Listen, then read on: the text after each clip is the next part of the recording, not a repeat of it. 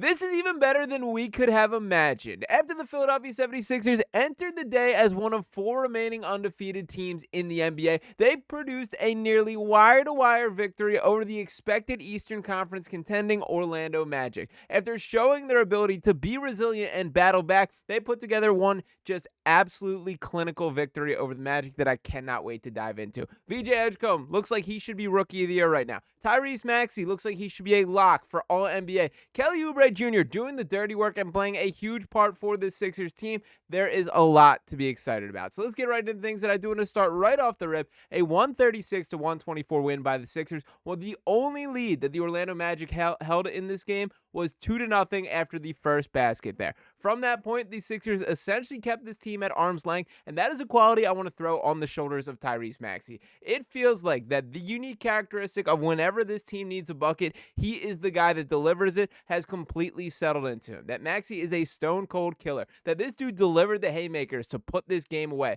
whether it was pulling up for three, whether it was getting in the lane, going to his floater at a more regular rate, finishing at his absurd angles. The dude does it all, and we are pretty lucky that it is right here in Philadelphia. Now, to give a little bit of acknowledgement to Maxey directly before I dive deeper, that his full performance today, 43 points, 8 assists, and 4 rebounds. Once again, the Sixers are 3-0 on the season. And to give the full breakdown of the 3 games, that Tyrese Maxey getting the season off, 43 points, 4 rebounds, and 8 assists. Following that up with 28 points, 6 rebounds, and 9 assists. And then 41 points, 2 rebounds, and 6 assists. He has made 15 three-pointers already this season. But he is not doing it alone, and the guy that is running by his side is soon to be Rookie of the Year. That's right, watch out, Cooper Flag. VJ Edgecombe here. Now, to highlight VJ Edgecombe's stat line tonight, that we are talking about 26 points, 7 assists, 4 rebounds, shot 2 of 4 from 3, 10 of 17 from the field.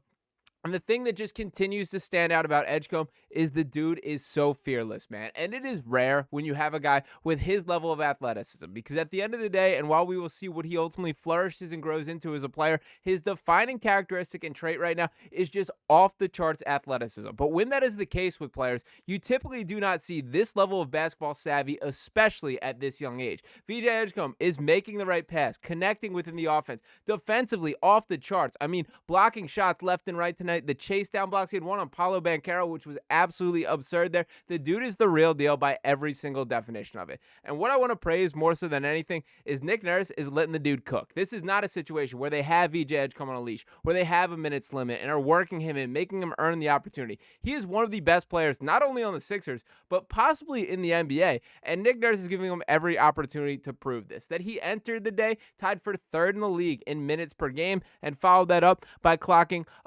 39 minutes, which will add. And when looking at the Sixers roster overall, Tyrese Maxey leading the way with 42 minutes tonight, Kelly Oubre with 40, and then VJ Edgecombe right there with 39. The 3rd most minutes on the team. He was 2nd leading into this game. We're going to see a lot of VJ Edgecombe this season, and rightfully so. Now, the guy ahead of him in minutes in this game, I do want to give some love to, is Kelly Oubre Jr. In tonight's matchup, across his 40 minutes played, that he finished with 25 points, 10 rebounds, 4 assists, 2 blocks, and a steal. Shot 2 of 6 from 3, 9 of 16 from the field. There has been a lot of hate directed in the Kelly Oubre Jr. vicinity here. I've been a guy that has stood by Kelly Oubre, that have said this guy does not get enough credit for the work that he puts in, the impact that he does make, and I hope that you guys are with me now. That might have been the best game of Kelly Oubre Jr.'s Sixers career here. He's willing to do the dirty work. I love when he's getting knocked over, doing push-ups on the ground, whether it is generating offensive charges here. And beyond anything else, there is like an actual need for him within this team. Now, it's going to be interesting to see when these pieces all come together that we still have Jared McCain returning. Paul George set to return to this roster. Trendon Watford going to make an impact. And Paul George specifically is the guy that I sort of have my eye on for how this role sort of plays itself out, because I won't lie to you, even as much as I am a Kelly Oubre Jr. guy, there certainly is a higher level of confidence if it can be the true version of Paul George knocking down corner threes over Oubre. But I do not want to discount what he did for this team tonight. Beyond just the raw numbers here, there were timely baskets, and that is not a trait that I think was ever really associated with Kelly Oubre Jr. That when this team needed a bucket, he's been the guy to deliver it this season, whether that means getting into the mid-range, whether that means catching and shooting from the corner, knocking down three-pointers at a good enough rate for this team. Kelly Oubre Jr. has been awesome to start this season, and I want to make sure that message is being expressed loud and clear. Now, the story of this game is still absolutely the backcourt. That I started off this season thinking that we are going to be not too far far in the future where we're talking about these Sixers having the best backcourt in the NBA. And when I said that, I sort of was thinking maybe 2-3 years down the line where Edgecombe and Maxey can grow together. I think there's a real chance that we are having this conversation this season. That I think there is a real chance that we are talking about Tyrese Maxey being crowned the best guard in the Eastern Conference. That's right. That applies to Jalen Brunson. That applies to Cade Cunningham. Because the guy that I have seen just take this league by the throat and grab it is right here out in front of it. Tyrese Maxey is ready for the moment and proving that. And by the way, this is not a splash in the pan opportunity. That this dude has been building to this for several seasons to this point, that he's been an all-star. He's scored 50 points in Madison Square Garden with the playoffs on the line, hit a three-pointer to give the Sixers an ounce of life with the season slipping away, and now this is his team straight up. That I understand Joel Embiid is going to be in and out of the mix, and it's going to be very interesting to see how this plays itself out, where that minutes limit sort of correlates itself, and how this team continues to fit cohesively. But Tyrese Maxey is the dude. And the reason that I say that is I keep circling back to this quote that he stood up there 10 toes down during Sixers Media Day and said to everyone in attendance. And what Tyrese Maxey said there was, quote, "I think the biggest thing that I'm trying to accomplish is we need a standard. This is who we are no matter what. Every single day, no matter who plays, no matter who doesn't play, when you see the Philadelphia 76ers, this is what you see. You're going to see a team that every single night, that every single time you turn the TV on, every single time you step foot in whatever arena we're playing in, this is the team you're going to get." For the first time in several seasons, that feels like it is coming to be true. That this Sixers team has an identity. They want to run. They want to scrap. They want to defend. They want to get on the floor, block shots, collect loose balls. And Tyrese Maxey is at the heart of all of this. From a leadership standpoint, from a play standpoint, and a moment that really stood out to me today that indicates this is Desmond Bane strapping up Tyrese Maxey on the perimeter. Tyrese goes to drive right around him, and Bane just trips him up. And I don't know what was going on with Desmond Bane, but he just stands over Maxey in sort of this demeaning stance. And Tyrese, nice guy Tyrese Maxey, who it takes a lot to fire up, gets up and gets right in that dude's chest. Desmond Bane, all, muscled up Desmond Bane, significantly bigger, pretty intimidating guy to be perfectly honest. And I think that set the tone for this Sixers team. I love that from Tyrese Maxey, and you better believe he backed it up on the court with all 43 of those points proving important in this game. This is a team that's bought in. This is a team that gets it. The Sixers are 3-0. And again, my message has been, we will see ultimately where the dust settles, where the cream rises, how good this team truly is.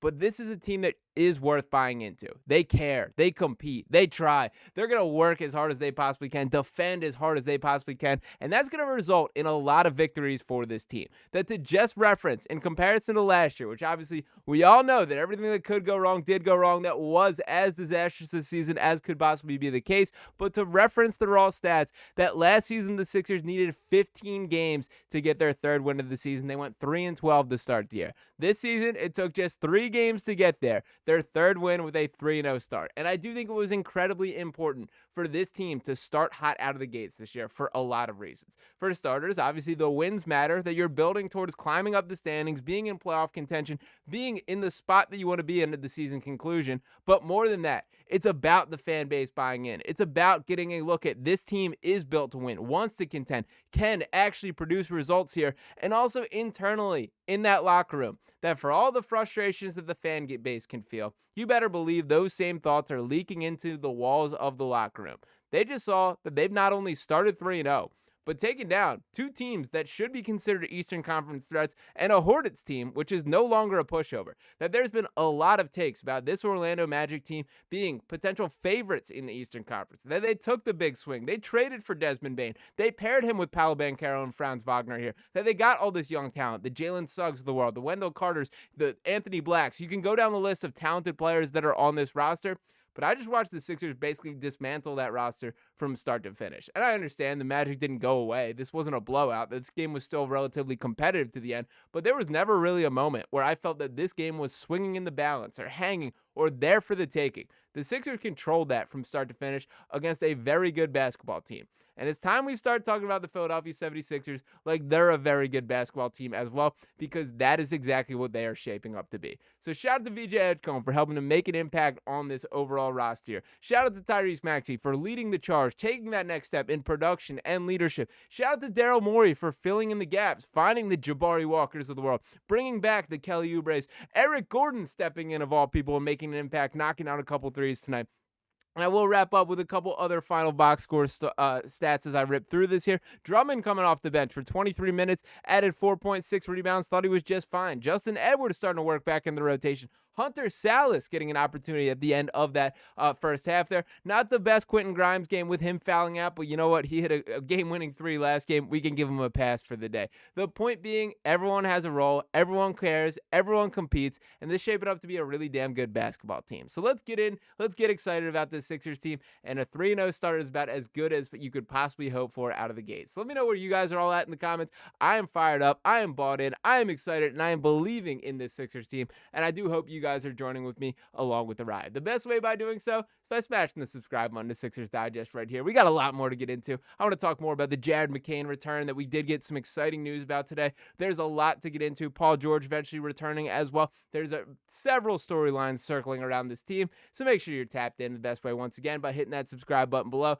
Make sure you drop a like on this video here. Give your thoughts in the comments, and I'll be back talking with you next time right here on Sixers Digest. Peace.